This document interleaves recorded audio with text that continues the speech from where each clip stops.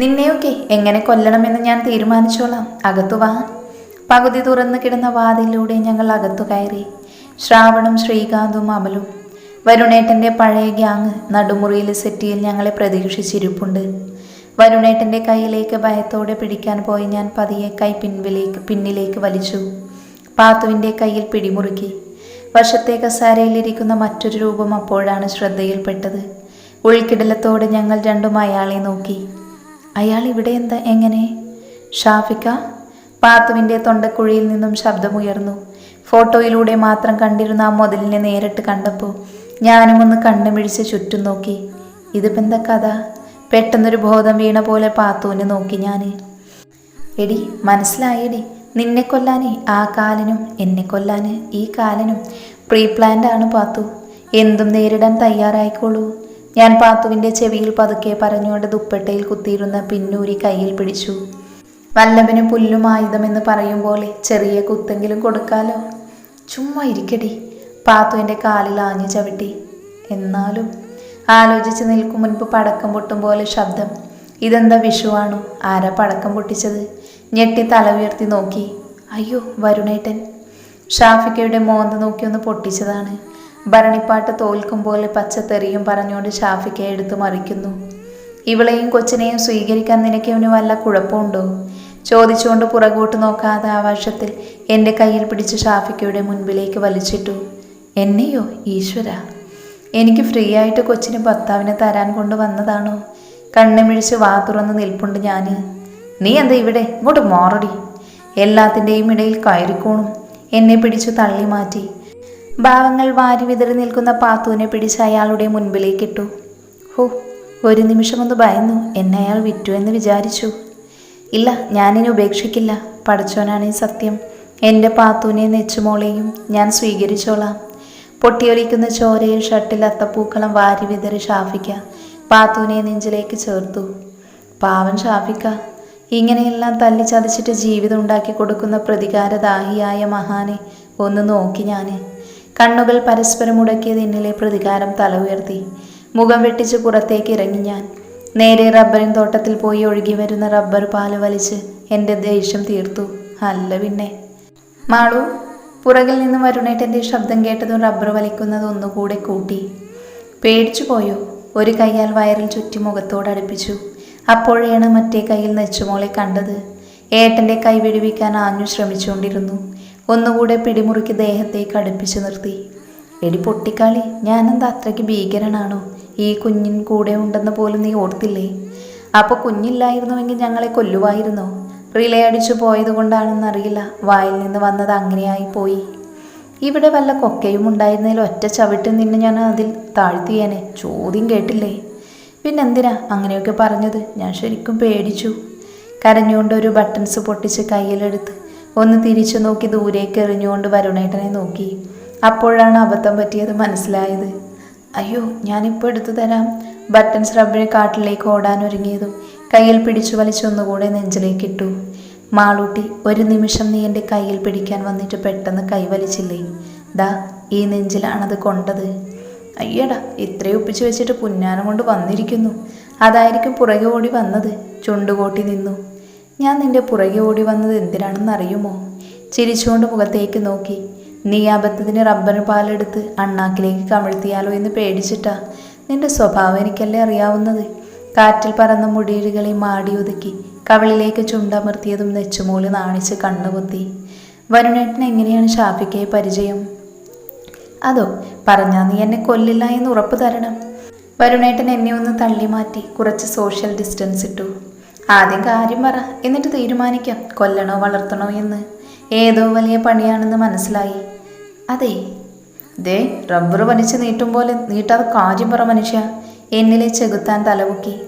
നിന്നോടുള്ള ആദ്യ പ്രതികാരം തുടങ്ങിയത് പാത്തുവിൽ നിന്നാണ്. അതെങ്ങനെ? ഞാൻ വാപൊളിച്ചു നിന്നു. ഷാഫി എൻ്റെ പഴയ ഡ്രൈവറായിരുന്നു. അവനെ കൊണ്ട് പാത്തുവിനെ പ്രേമിപ്പിച്ചത് എൻ്റെ പ്ലാനായിരുന്നു. നിന്റെ കൂടെ കൂട്ടുനിന്നതല്ലേ അവള്. അപ്പോൾ അവൾക്കൊരു കാഞ്ഞ പണി കൊടുക്കണ്ടേ? നിനക്കുള്ളത് നേരിട്ടും. എൻ്റെ പാത്തു നിനക്കുള്ള ട്രോഫിങ്ങേര് മെയിൽ അയച്ചു എനിക്ക് നേരിട്ട് കൊണ്ടു തന്നു. വ്യത്യാസം അത്രയേ ഉള്ളൂ. ഞാൻ താടിക്ക് കൈ കൊടുത്ത് നെച്ചുമോളെ ഒന്ന് നോക്കി. അത് തന്നെ. ഇളിച്ചുകൊണ്ട് എന്നെ നോക്കി. ഇളിക്കല്ലേ കൂടുതൽ. ഇതൊരു ദുഷ്ടനായിരുന്നു മനുഷ്യ നിങ്ങൾ. ആ പാവം പെണ്ണിനെ കരയിച്ചിട്ട് നിങ്ങൾ അനുഭവിക്കും, നോക്കിക്കോ.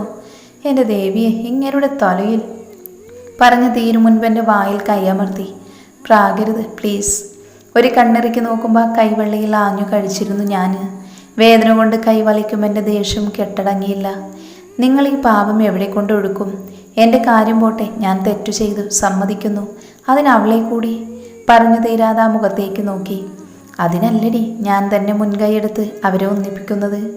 പിന്നെന്തിനാ അയാളെ തല്ലിയത്? അവനോട് കാര്യം പറഞ്ഞപ്പോൾ നട്ടെല്ലമ്മയ്ക്ക് മുൻപിൽ പണയം വെച്ചത് കൊണ്ട് അവൻ അവളെ സ്വീകരിക്കാൻ വയ്യ വേറെ പെണ്ണിനെ അമ്മ കണ്ടുവെച്ചു എന്ന്. പിന്നെ ഒന്നും നോക്കിയില്ല, അവനെ ഇങ്ങ് പൊക്കി. 2 എണ്ണം കിട്ടിയപ്പോൾ അവൻ നേരെയായി.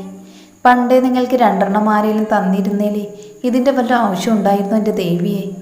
അവനൊരു ബിസിനസ് ഇട്ട് കൊടുക്കാം, അവർ ജീവിക്കട്ടെ. നെച്ചുമോളുടെ ഭാവി അത് നമുക്ക് സുരക്ഷിതമാക്കാം, പോരെ? എൻ്റെ കവിളിൽ കൈ തലോടുമ്പോൾ ആ കണ്ണ് നിറഞ്ഞിരുന്നു. വല്ലാത്തൊരു നീറ്റിലായിരുന്നു ദാ ഇതുവരെ. പാത്തുവിനെയും ഈ കുഞ്ഞിനെയും കാണുമ്പോൾ ഹൃദയം നിലച്ചു പോകുന്ന വേദനയായിരുന്നു. വരുണേട്ടൻ ഇപ്പോൾ ചെയ്തത് ശരിയാണ്. പക്ഷേ അയാളിനി പാത്തുവിനെ ഉപേക്ഷിക്കുമോ? ഇല്ല, അവൻ അവളെ ഇഷ്ടമായിരുന്നടി. എന്നെ പേടിച്ചിട്ടാണ് അവൻ ഒതുങ്ങിയത്. പിന്നെ അവൻ്റെ ഉമ്മ, അവർ ആൾ ശരിയല്ല. അവർക്കുള്ളത് ആവശ്യത്തിന് കൊടുത്തിട്ടുണ്ട്. അത് സ്നേഹയുടെ ഡിപ്പാർട്ട്മെൻറ്റാണ്. സ്നേഹാര് നിങ്ങളുടെ വനിതാ പോലീസോ? എന്നിലെ കുശുമ്പ് തലപൊക്കി. നിനക്ക് കുശുമ്പ് തീരെയില്ല അല്ലേ? ഞാനൊന്ന് ഇളിച്ചു കാണിച്ചു. പാത്തൂൻ നെച്ചുവിനെ സുരക്ഷിതമായി ഷാഫിക്കയെ ഏൽപ്പിച്ചു കഴിഞ്ഞാണ് നിർമ്മാല്യത്തിലേക്ക് ഞങ്ങൾ തിരിച്ചത്. വിവാഹം കഴിഞ്ഞ് പിന്നെയും ദിവസങ്ങൾ പിന്നിട്ടു. അപ്പോഴും സംശയങ്ങൾ ബാക്കി. കിഷോറിനെ ചുറ്റിപ്പറ്റിയ രഹസ്യങ്ങൾ അറിയാനുള്ള ആകാംക്ഷ, അതൊന്ന് വേറെ. അതെങ്ങനെ അങ്ങേരുടെ അടുത്തോട്ട് ചെന്നാൽ ഏതേലും ഫയലിൽ തലകുത്തി കിടക്കുന്നത് കാണാം. ഇന്നെന്തായാലും അറിയണം. 2 കൽപ്പിച്ച മുറിയിലേക്ക് കടന്നു. തലയിണയും കെട്ടിപ്പിടിച്ച് കമന്ന് കിടപ്പുണ്ട്. അയ്യടാ, ആ സിങ്ക് കണ്ടാൽ തോന്നും തലയിണയിൽ ഇപ്പോൾ പെറുമെന്ന്. വരുണേട്ടാ, വരുണേട്ടാ. ചിണുങ്ങിക്കൊണ്ട് പതിയെ ദേഹത്തേക്ക് വലിഞ്ഞു കയറി തലയിണ വലിച്ചു മാറ്റി. ഏത് പൊന്ന മോന തലയിണയും വലിച്ചുകൊണ്ട് തിരിഞ്ഞു കിടന്നു. ഓ, ഇങ്ങേരെ കൊടുങ്ങല്ലൂരാണ് പെറ്റിട്ടത്. അതെ, എനിക്കൊരു കാര്യം അറിയാനുണ്ട്. പോയിട്ട് അടുത്ത ആഴ്ച വാ, ഇപ്പോൾ ഒന്നുമില്ല. കമിഴ്ന്ന് കിടന്ന് ഉറക്കച്ചടവോടെ പറഞ്ഞത്. ആ ശരി. ഞാൻ എഴുന്നേറ്റ് ഡോറ് വരെ പോയി. അപ്പോഴാണ് ആ സത്യം ഞാൻ മനസ്സിലാക്കിയത്. അയ്യേ, ഞാനെന്താ പിച്ചക്കാരനാണോ പോയിട്ട് അടുത്ത ആഴ്ച വരാനേ? ദേ മനുഷ്യ, തലയിൽ കൂടെ വെള്ളം ഒഴിക്കും ഞാൻ. ഒന്ന് എഴുന്നേറ്റേ. കയ്യിൽ പിടിച്ചു വലിച്ചുകൊണ്ടിരുന്നു. എന്താ മാളു നിന്റെ പ്രശ്നം? മനുഷ്യന് ഉറക്കത്തില്ലേ? ഹെഡ് റെസ്റ്റിലേക്ക് തലവെച്ച് എന്നെ നോക്കി. അതെ, ആ കിഷോറില്ലേ? എന്താ, അവൻ വീണ്ടും മെസ്സേജ് അയച്ചോ? കണ്ണിമിഴിച്ച് നോക്കി ഇരിപ്പുണ്ട്. തൂക്കിൽ കയറി വെടിവെക്കാതെ ആ അലവലാതി എങ്ങനെ എന്നെ തെറ്റിദ്ധരിച്ചത്? അത് പറ. ഇതിപ്പോൾ ഞാൻ പോലും അറിയാതെ ഞാൻ അവനെ തേച്ച കഥ നിങ്ങൾക്കല്ലേ അറിയൂ? പറയാം. നീ ഒരുങ്ങ്, നമുക്കൊരിടം വരെ പോകാം. അപ്പം നിനക്കെല്ലാം മനസ്സിലാകും. എവിടെ? കഥയിൽ ചോദ്യമില്ല, പോയി മാറ്റി വാ. പറഞ്ഞുകൊണ്ട് വരുണേട്ടൻ എഴുന്നേറ്റ് പോകുമ്പോഴും ബെഡിൽ മുട്ടുകുത്തിയിരുന്നു. ഇതിപ്പോൾ എവിടെ പോകാനാണ്? കുറച്ചു ദൂരം പിന്നിട്ട ശേഷം ഒരു ഇടവഴിയിലേക്ക് കാറ് കടന്നു. ഒരു വലിയ തറവാടിൻ്റെ മുൻപിൽ വണ്ടി നിന്നു. ഇതെന്താ, വരിക്കാശ്ശേരി മനയോ? എന്തൊരു വലുപ്പുള്ള തറവാടാണ്. ഇവിടെ ആയിട്ട് എനിക്കെന്തു ബന്ധം? നീ ഇവിടെ വന്നിട്ടുണ്ടോ? ഇല്ല, ഞാനിത് ആദ്യമായിട്ട് കാണുവാ. നിന്റെ ദേവുവിൻ്റെ വീടാണ്, കിഷോറിൻ്റെ അമ്മയുടെ തറവാട്. ചുറ്റുമൊന്ന് നോക്കി അവൾ പറഞ്ഞത് കേട്ട് ഒരുപാട് കൊതിച്ചിട്ടുണ്ട് ഇവിടെ വരാൻ. കാറിൽ നിന്നും ഇറങ്ങി നേരെ വശത്തുള്ള എഴുത്തിലിൻ്റെ ഭാഗത്തേക്ക് ഓടി. പോയ പോലെ നിരാശയോടെ തിരിച്ചു വന്നു. അവിടെ ഒരു ചാമ്പുണ്ടെന്ന് അവൾ പറഞ്ഞിട്ടുണ്ടായിരുന്നു. ഇപ്പോൾ അത് അവിടെ ഇല്ലായിരുന്നു വരുണേട്ട. നഖം കടിച്ചടുത്തത് ഇനി എന്തബദ്ധം കാണിക്കണമെന്ന് ആലോചിച്ച് നിൽക്കുമ്പോൾ കയ്യിൽ പിടിച്ചു വെച്ചു. നമ്മളിവിടെ വന്നത് എന്തിനാ? മുഖം കനപ്പിച്ചൊന്ന് നോക്കി. എൻ്റെ തേപ്പ് കഥ അറിയാൻ. അത് ഈ കൊട്ടാരത്തിൽ മണിച്ചത്ര താഴ്ത്തിട്ട് പൂട്ടിയിരിക്കുവല്ലേ, കുത്തി തുറക്കാൻ. ആണല്ലോ, എന്ന പൊട്ടത്തരം കാണിക്കാതെ സൈലൻ്റ് ആയിരുന്നോണം. വാ തുറക്കരുത്. അവർ കുടിക്കാൻ വല്ലതും തന്നാൽ വാ തുറന്ന് കുടിക്കാമോ? എന്നിലെ നിഷ്കു തലപൊക്കി. ആരോടാ ഞാൻ ഈ പറയുന്നത്? പല്ല് കടിച്ച കൈ പോക്കറ്റിലേക്ക് തിരികെ മുൻപേ നടന്നു. അത് വരുണേട്ടാ. പുറകെ ഓടി. മിണ്ടരുതെന്ന് ചുണ്ടിൽ കൈവച്ച് കണ്ണുരുട്ടി പാവം എന്നെ ഭീഷണിപ്പെടുത്തി. ഓ, മിണ്ടാൻ പാടില്ലേ? കീഴ്ചുണ്ട് പിളർത്തി കാണിച്ചുകൊണ്ട് പുറകെ നടന്നു. കോളിംഗ് ബെല്ലടിച്ചത് ഒരു കവിയൂർ പൊന്നമ്മ പോലെ ഒരു അമ്മ ഇറങ്ങി വന്നു ചിരിച്ചുകൊണ്ട്. മോനെ എന്നവർ വരുണേട്ടനെ വിളിക്കുമ്പോൾ ഞാൻ അറിയാതെ വരുണേട്ടനെ ഇങ്ങനെ ഒരു അമ്മയോ? മിണ്ടാൻ പാടില്ലാത്തതുകൊണ്ട് താൽക്കാലികമായി ഞാൻ ബദിരനും മൂങ്ങനുമായി നോക്കി നിന്നു. ദേവികയുടെ മുത്തശ്ശിയാണ്. വരുണേട്ടൻ അത് പറയുമ്പോൾ ഞാൻ ആ മുത്തശ്ശിയെ ഒന്ന് നോക്കി. ഈ മുത്തശ്ശി ഉണ്ടാക്കി കൊടുത്തു വിട്ട എത്രയോ കുപ്പിയച്ചാർ ഒറ്റയിരുപ്പിന് തിന്ന് തീർത്തത്. മാപ്പ്. എൻ്റെ കുഞ്ഞിന് വേണ്ടി മോളോട് ഈ മുത്തശ്ശി മാപ്പ് ചോദിക്കുന്നു. കരഞ്ഞോണ്ട് എൻ്റെ 2 കൈയും കൂട്ടിപ്പിടിച്ചു. ദേവി, ഇത് കവിയൂർ പൊന്നമ്മയല്ലായിരുന്നു, സീരിയലിലെ അമ്മായിയമ്മയായിരുന്നു. മാപ്പൊക്കെ ചോദിക്കാൻ എന്തു തെറ്റാ ഇവർ ചെയ്തത്? എന്നോട് എന്തിനാ മാപ്പ് പറയുന്നത്? തന്നുവിട്ട അച്ചാറിനി പൂത്തതായിരുന്നു. ചിന്തകൾ കാട് കയറി വരുണേട്ടനെ നോക്കി. വികാര നിർഭരമായ നിമിഷങ്ങൾക്ക് സാക്ഷിയായതുപോലെ ആ പൊട്ടൻ കണ്ണു തുടക്കുന്നു.